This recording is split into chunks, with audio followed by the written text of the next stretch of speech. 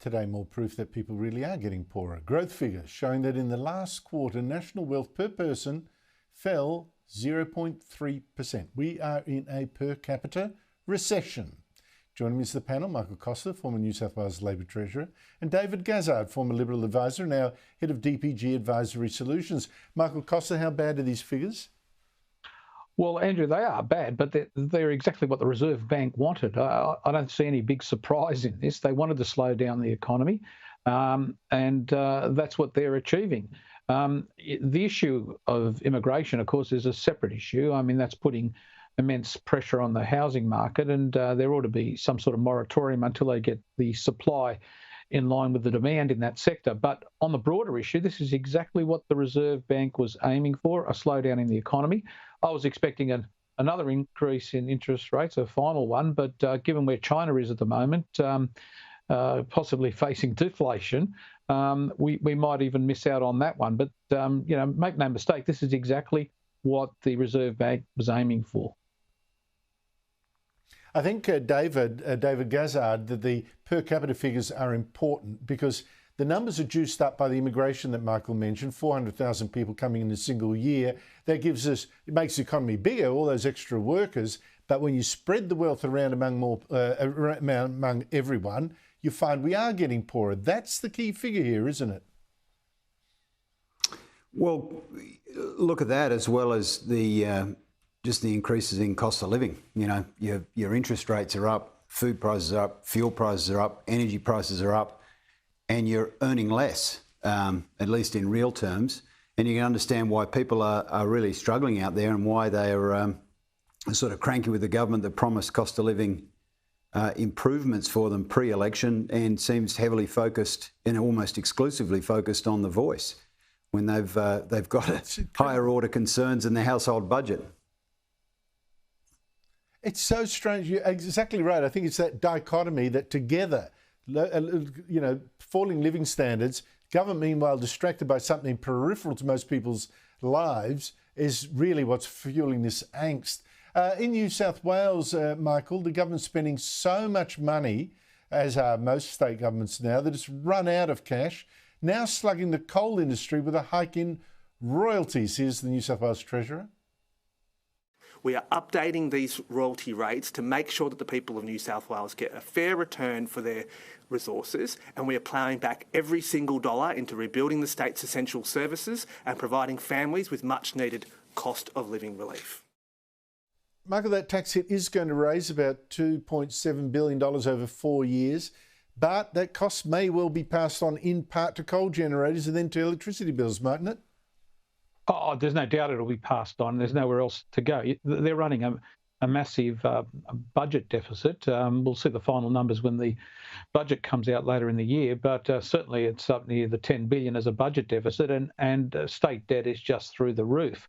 I'm just wondering whether part of this announcement is also to fund Eraring's continuation, because they're going to need some funds if they're going to continue with Eraring. And I know that the former treasurer, the Liberal treasurer, the Green pretending to be a Liberal, Matt Keane, was saying that it's going to cost $1 billion to keep that plant open. I doubt that's the case, but certainly they'll need money to do that. And the other thing in New South Wales is they're falling into a trap of agreeing to wage increases. Yesterday they agreed to a massive increase for the teachers, and I've got to declare my interest here. I've got two family members that are going to benefit from that, but they're unfunded. And they're a massive amount of money. There's no productivity associated with that. Now, I don't know how they're going to stop the nurses and every other public sector worker seeking those sort of wages. So I think they're in a very, very difficult position. But if some of this money goes towards keeping Eraring open, I'll be very, very pleased. Yeah, but the thing is here, David, that here is a state government that's anti-coal, actually keeping the budget afloat with yet another tax hit on coal.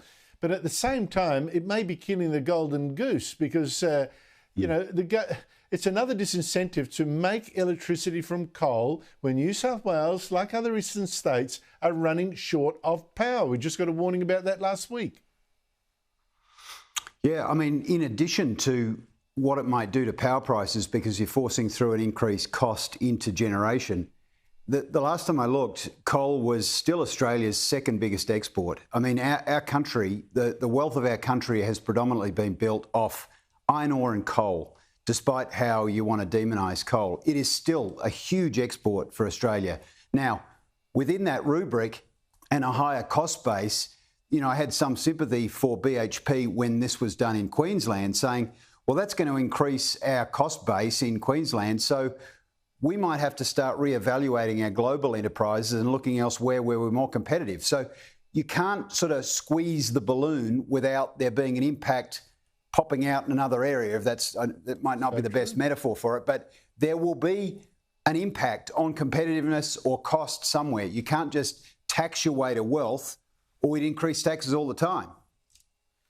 No, and we're getting more and more examples of these slugs on business, like business will just keep taking it. No, there's going to be a fallout.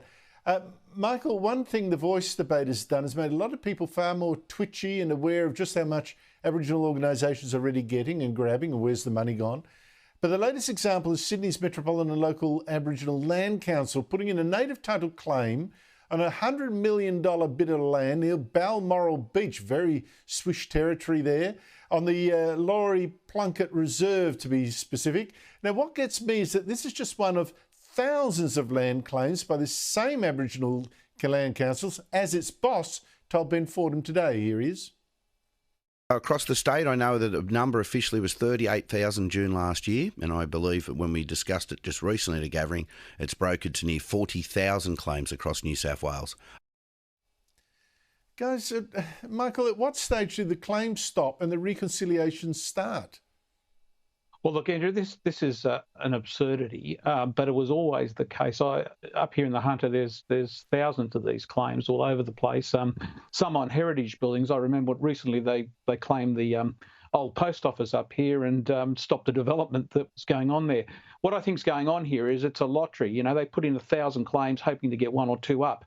You would have thought the one in Mossman there won't get up because it's a reserve. It's a public reserve that's being utilised, and I think it's pretty clear that the claim should only be on land that's not Crown land that's not utilised, and I think they'll probably win that one. But as I said, it's a lottery. It involves enormous costs, enormous anguish to people, and the system needs to be somehow streamlined. They can make legitimate claims, but not this sort of, you know, hit and miss. Put 1,000 up there, hope you get one up. And the other thing that's concerned is if the land claim is successful, it ought to be applied as a zoned area for no development. You know, if it's got heritage significance, they shouldn't be seeking to develop it. That's what annoys me the most.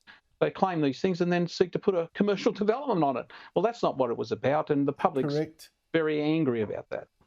Look, I think the public are getting awake to this, and seriously, I think it's just all too much now. Enough is enough. David Gazza, Michael Costa, thank you both for your time.